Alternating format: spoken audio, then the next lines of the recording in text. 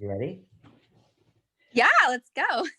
Hi, everybody. My name is Rainey Robinson, and this is Savage Words Podcast. For those of you that don't know me, I was lucky enough to be on Dog and Beth on the Hunt for 3 seasons.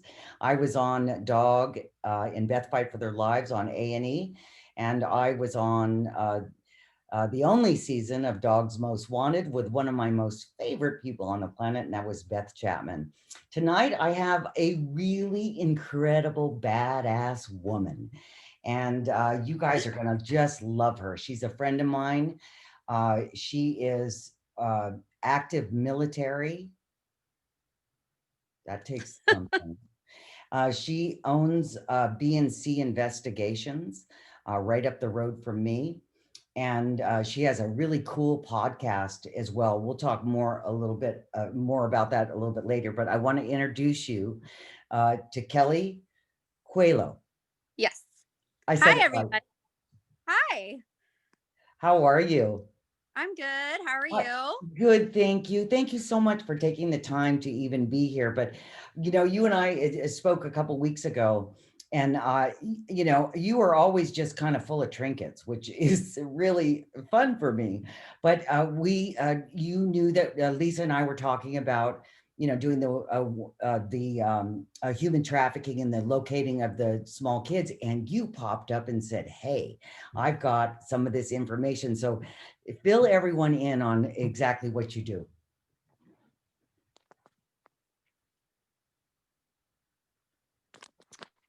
So can you hear me? Yes. Okay. It kind of broke out a little. So, I had saw you guys post about this stuff and it was so crazy because it came right at the right time. I actually spoke to Megan from Without Permission, and I invited her to come on my podcast and talk about human trafficking and sex trafficking and how it's happening right here in our backyard. And, Yeah. it just really tug at my heart. And I'm like, God, is this my calling? Are you trying to tell me something here? Oh, So I was kind of torn because I really wanted to do the whole CASA thing, victims advocate and foster care. So I was torn between doing CASA, this, and I'm like, I want to do it all. oh, So no, I know. yeah. And so when Megan and I spoke, I literally got goosebumps. I'm like, Megan, I'm getting so many goosebumps. And even when we did the podcast, I mean, just goosebumps were just, Yeah. is this real, guys? Like this Yeah. stuff in our own backyard. Yeah. Like, why hasn't there been anything done about it? Like these kids, we are these kids' voice. You know, they may have had our hard upbringings. I've had a hard upbringing. Sometimes it's just hard for those kids to just voice themselves because they're going through so much. So, I They, talked to Megan. they also don't have the words. They don't have the words to articulate what is going on. They're in adult situations that don't have the words, but go ahead. Yeah. Yeah, so they're innocent little creatures. They don't know what's going on. They need somebody that can say you're okay. It's okay to not be okay, but we need to help you out of this situation. Megan and I talked. It's going on right here in our backyard. I've worked numerous cases, including bounty hunting. I mean, there were times I was going out on these hunts and my heart would, oh my gosh. I mean, when you have a passion to do something, when you feel it right here. When you Oh, feel it for right sure. here, you're saying, "Ooh, right now I just got goosebumps again." Well, These, it's the universe telling you that you're in the right place at the right time and that you have the right tools to do this job. yeah, yeah. And so I've worked numerous cases doing bounty hunting investigations. I've worked with other PIs, and Mhm. I've been right in the middle of all this stuff happening. And I'm not going to keep my mouth shut. That's for one. That's one thing that a Why lot I of people. love you. A lot of people who know me know that it's hard for me to keep my mouth shut, especially when you're in the wrong. So that's one thing. It's hard when I feel it right here. And I know like a child that's going through something. Hey, CPS is a phone call away. If they don't do anything, why don't you contact the next person? I mean, why aren't we getting these kids answers? Why is this child living in these living conditions? Right. I mean, we can go on and on about it, but Right. what are we going to do about it? That's what are we going to do? How can we as their voices. What can we do to help these kids get that Yes. therapy and, help that they need? Explain to everybody what CASA is. It's the coolest organization ever. And I Yeah. actually went through the screening of all of it. And for whatever reason, I can't even remember why I ended up not doing it. But explain to everybody what it is. So CASA is a court appointed victim advocate for children in foster care. Mhm. So if you're interested in that, like, you can actually be a court appointed victims advocate where you work side by side with a child who you get appointed to, and you're basically their support system. Yeah. So, and that's so amazing because they have that in CASA. Now, why can't we do this with victims who have been sex trafficked or, things like that? Well, I mean, good. yeah. So it's more of the why have we not, or Right. what can we do to start making that process happen? Because if you see, like, even Tim Tebow and his story, have you been following him? He's been all over social media posting about his new mission in human trafficking and sex trafficking. But what's really crazy is all of a sudden, I mean, it's amazing how a lot more people are trying to stand up for these people, but you see how law enforcement has stepped forward and started saving a lot of these people. I mean, they're coming in by the hundreds, they're starting to pick up and do the job they need to do, but they need us to help because they can't all do it themselves. I There's agree. I mean, the Sun did an article with Lisa and I in it, and the statistics were staggering. It was something like over 500,000 missing children just in a year's time, or 750,000, or it was some astronomical number. And Lisa has now run into a problem where some of the kids are not even getting reported. They're not reported as missing. And how many stories have we heard where, oh, they're just, a runaway or whatever. They'll be back in 24 hours. And, everyone knows, thanks to A&E, that, in 48 hours, you've got to find, you got to get some sort of answer for something. But, they cannot do this alone. They cannot do this alone. And if it were my child or your child or my neighbor's child or any child, they are all our children. They Yeah. belong to us. And without the resources in place, it's very hard for people to connect the dots on Mhm. on exactly what's happening. But so with the CASA thing, are you going to do it, or is it just kind of you're all qualified, you're just kind of waiting for an extra, you need 40 hours in a day is what you need. Yeah, I do. Yes, So, exactly. I actually haven't done the whole process, but back of my head, and I just want to do it all. And so I just really have to go with what God leads me to, right? Yeah. Yeah. I'm going this way, but hey, I can help multiple agencies out, like if my heart's here, hey, I could donate some money over here and tell them I'll give them free services. And then over here, I give my time and effort, or vice versa. You know what I mean? So that's what the good part Yeah, about it. but even more than that, like even as we're speaking now, it's like you're going to inspire somebody to step forward to do that. And that is helping.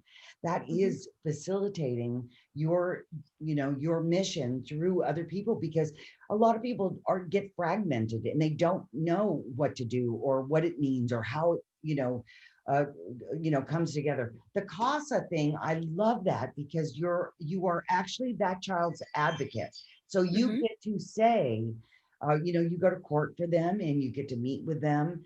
How is everything going? It's like an independent person that kid has as a representative. And, although, who doesn't need that? We all need that. We all Yeah. need somebody to do that. I love that. And tell me a little bit more about the without permission. Tell me about that.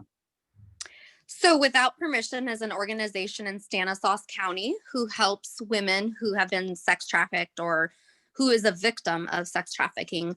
They basically take in these women that have been turned in from like law enforcement, and they help with like therapy, getting them the resources and the help that they need because I know Megan shared a story about a boy who was, I believe, he was about 11 years old, and he was a victim. And he just had so much trauma. And they actually take these children in and help them with the trauma that they've been facing, and just give them the resources they need, and anything that they need, they're there to support them along the way. That I love that. And so this little 11-year-old, for example, so he would live at the facility, or how does that, or does he live somewhere else and then they just, Yeah, how, so they have a facility, which is undisclosed to the public. Obviously, they keep them it's very confidential, and that's what I really like about it. Is, I me too. mean, they're very confidential. I Yeah, mean, especially yeah, someone under 18, they have to be. Yeah. yeah. So they're under supervision. They have volunteers that come in, but you have to go through an extensive background check. Mm, Which, if you were listening to my podcast with Megan and I, we kind of went into that of how the background good. process was. Um, it could take a long time, which is probably close to like a law enforcement. If you're going through like a law enforcement process, I it think is it pretty. should. Yeah, and honestly, like, I feel comfortable with that because if they just get anybody, you can volunteer your time, but if you actually don't have a clean background, not saying you're a bad person, but we need the right people in those areas Yes. who, yeah. I So I agree. And I think that people are really willing to help. They mhm. just need one thing. They need to know where to go, what to do. And just like with you, when you're talking to Megan and you kind of get the chills, and then all of a sudden you see something for me and it's like it's popping up, and yeah, that's when you're in the right place at the right time. Yeah, it's just, yeah, it's an amazing feeling. Yeah. And I that we need to voice this a lot more because I think there's just so many people who are really scared. And I challenge each and every person on here who's listening to this. You're a woman's intuition. You know when something's off, okay? And I also feel that men have this too, but I feel it's more with women. And that's why I feel sometimes us powerful women could be a great voice to these people out there. But when you feel something's off, I don't care where you're at, go with your intuition. I don't care even if you've done this job or not, being doing investigations and fugitive recovery, bounty hunting, all that stuff. When something's off. And when you feel that something's off, you need to go with it. And a child might be out there just screaming for like help, help. You got to look for signs too. I mean, there's so many different signs, like when these kids or victims are presented to, like, say, the first people that they come into contact with are the public, a doctor's office. They may be screaming for help, but if you don't actually like do anything about it, then you're as guilty as that defendant, I believe. Yeah. I mean, Or what the apathy, being apathetic it's a fence sitter. You're a fence sitter. yeah. I mean, I don't want to, and a lot of people don't want to get involved, and they don't want to get involved because, maybe they had an experience before where they, were wrong or whatever. But I don't know. I just think that, you and I were talking a little bit earlier, and I'll just tell this like brief story. But when David and I first opened the bail office, many years ago up in the Bay Area, we had we hung out our shingle and, all of that. Probably been in business a little more in a couple of years. And this guy walked in and just creepy. And you knew in an instant the guy was creepy. And so I took one look at him, and then David was sitting like to my side. And we both kind of just grabbed our weapons and put our weapons in our laps. And so the guy gravitated towards David and he's talking to him about this and that. And then, the guy all of a sudden confesses that he's like this, that he was not, he didn't say he was a sexual predator, but he said that he was a sex addict and that he's now cured himself. And in my head, I'm thinking, really, this guy cured himself. So he handed over some religious material and he gave it to David, and said David took it and he put it in the drawer and he goes, I'll read it later, blah, blah, blah. We're trying to get the guy out of the office. So they got the guy out of the office. About a week later, the guy comes back in. Comes back in, he's asking David about the religious material. Did you read it? And David says, no, pulls out his drawer and he puts it on top of the thing. And he says, go ahead and just take it with you. About 3 days after that, breaking news, that ended up being Philip Garrido. And he was the one that stole J.C. Lee Dugard, who happened to be not a mile from our office and had been in that backyard for 18 years. And Wow. so that's how, we think that it's happening in some other town with some other people, with some, no, we're rubbing shoulders with these people every single day. Yep. And we have to be aware of our surroundings, who's there, who's in it, who's speaking to you, who's speaking to your children, who's speaking to your neighbor's children. Yeah. Yeah. Yeah. You're so right. I mean, I want to go back to when you talked about just being on the fence, Yeah. quite often, I mean, that's the easy route out, but sometimes it only takes you a few minutes to do the right thing and help somebody out that, maybe screaming for help, right? Right. I've been in multiple situations that I haven't directly been in danger, but I've seen other people, even in front of Right. my children. Yeah. And sometimes it's hard. I mean, I know a lot of people don't want to get involved, but even let me give you an example. So one time I was in San Diego with my daughters, and we were going to the store, and I had something just ran through me, and just I felt so uncomfortable. And I'm like, what's going on? And I look around, and I was driving through the parking lot. I parked my car at the grocery store, and I'm like, okay, I just got a weird feeling that just, and I'm like, okay, what's going on?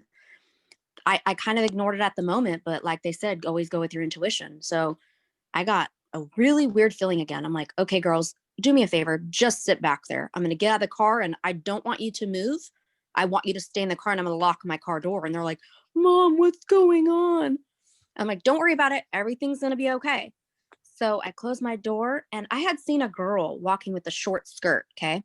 She was Mhm. walking with a short skirt. I mean, she had a bag and looked like alcohol coming from the Mhm. little store. It was a grocery store. So she's coming from the store, and I just felt uncomfortable. And I'm like, okay, why is this girl? And then I had that feeling. I'm like, okay, what's going on? And sure enough, I saw this thing that went through the corner of my eye, and it just ran. I'm like, what the heck was that? So I look, and this guy went over, yanked her skirt down, and ran towards there was a Carl's Jr. by there. So I told my daughters, I told them, do not get out. Do not get out. I'm going to go help this poor girl, because there's 5 guys that are just standing there doing Oh, absolute nothing. And it drove me crazy. yeah. And I even told them, what the are you guys doing over there? Yeah. And they were like, nothing. And I'm like, it really bothered me more because I had my own children in the car, and we Or were, obviously, so that could have been me if that I could have didn't get been out. your daughters. Yeah. Yes. So if my children were to have gotten out of the car, or myself, was he going to try and do that to me? I mean, this guy was just so spun out that he came and assaulted this girl right in front of us. I went and helped the girl, saved her. We reported it to the police and everything like that. Next week, I was in, I was working on my bachelor's at the time. And I'll never forget this. My professor was like, so let's do a news article and talk about, the current news going on. And I share mine. And they say, yeah, and this guy was caught. I'm like, wait, what? Yeah, this guy was caught in Otay Mesa. He was pulling female skirts down. I'm like, wait, let me Uh, see his picture. uh, So they show it to me. Sure enough, the guy was caught the next week later. He was doing it to multiple females, yeah. assault. Now, if I wouldn't have made that report, or other people hadn't have made that report, that guy would have just gone free. Or done it a couple more times, or had a couple more victims before, so and everyone from the time you saw it, how many people were before that and how many people were in there that didn't say anything. And you bring up a beautiful point. It's a Mhm. perfect analogy. It's a perfect analogy. Yeah. You don't say anything, you are setting up the next victim. Mm-hmm. You are. Yeah. You're setting them up. You're setting them up to be victimized. And, I realize that some of that stuff can be kind of traumatizing, but if we don't speak up, if we don't say something, you're setting up the next victim. Yep. You know, we have to take this and we have to lock arms and we move forward as mothers, fathers, brothers, sisters, aunts, uncles. That's how we listen. It will occur when there's no light shined on it. And, Yeah. like roaches, shine that light and they'll scatter everywhere. But Yeah. it's alarming. What's so alarming is the sheer uh, I don't even know what to say. Uh, it just seems like a lot of deferred maintenance over some of these things that could be very, very pivotal. Like, I said to you earlier about the state of, Hawaii and only listing 52 people the missing from 1987 to today. Yeah. It just, there's 1.5 million people that live in that state. And Yeah. 1 million of them live on Oahu. And Yeah. so where is the list and who's doing the list? And these are government run sites. And why is that not being reported? And why is that not being shared? Why is Yeah. it not being shared across everywhere? And Yeah. that's what's so like, we could solve a lot of these and the misclassification of them. A Mhm. 15-year-old, you or a 14-year-old, you can't say they're a runaway. They're Yeah. missing. Mm-hmm. Or a runaway, it gives an illusion of, well, that, you know, they just got sick as shit and they just moved on. No, they're not, they're a minor and somebody is still responsible for them. And if they get killed, that's you being a fence sitter. So, Yeah. they are missing and we need to classify them as missing, Yeah. you Well, know. now you start asking questions. Why wasn't this done? Right. I mean, it's a better investigation. Get deeper. I mean, why was this never done? Why was it Why was never done? yeah, Exactly. And listen, there are going to be some that don't, for whatever reason, but to not have the majority of it, like there are more than 52 people missing in the state of Hawaii. So, and I mean, like it was disheartening. It was disheartening to see. So, what I'm hoping for is that we gather a network of, powerful people. And when I say powerful people, I mean like people that won't shut up, like me and you. You know what I mean? yeah, And Lisa. And that's the power. I'm not talking, I mean, it's great if they're politicians or they know people or whatever, but listen, if we all hum the same song, that is the stuff that gets changed because we'll shame them into it. We'll shame yeah, them into yeah, doing a better job for the people that they say they care about. That, yeah. yeah. Well, listen, I want you to tell everybody where they can find your podcast because I was on that podcast. Yes, you were. So everybody can check out. It's the Kelley Coelho Show, and you can find it on Spotify, Anchor FM. That's the platform that I use to record it. So if you guys want to check it out, it's called the Kelley Coelho Show. Rainey was a special guest, so make sure that you guys also check out that episode because it is awesome. So I appreciate you. Thank you so much. Oh, of course. Alert from calendar. What would you like everyone else? BA0192 Oh my check-in God, my open. thing is Dallas talking to to me. London. Stop talking. I have electronic people that are talking to me. Thank God. But, what would you like everyone to know? So I want you guys all to know that you guys matter. So if there's somebody out there listening, so let me start here. Rainey and I are here for you guys, okay? I want you to know that we're on your side. If you're having a hard time out there and you need some answers to whatever it is, I don't care. It can be 2 o'clock in the morning. If you need somebody, you know me, I got your back. Anybody that knows me knows I'm a ride or die. And if you really need somebody that's genuine, that you cannot share your story to, and you're just going through it, I know I'm here for each and every one of you. And Rainey and Lisa's mission, I already shared that my heart is all in. I just feel the goosebumps. I know that is a calling. And I just challenge you to say something.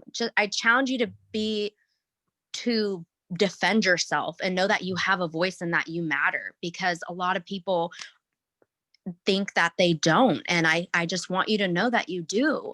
Yeah. And the first step to getting help is, voicing yourself to somebody you can trust. Say it to, talk to somebody you can trust. If you need to send a message, send an email. My email is bncinvestigationsinc@gmail.com. If Perfect. you guys need anything or need a voice, I'm here for you. And I know Rainey is too, and Lisa. I really, and Lisa does too. I mean, we try to answer as much as we possibly can. I try to interact with, people as much as they can, because we all matter. Every single one of Yeah. us matters. We all have a story, Hmm.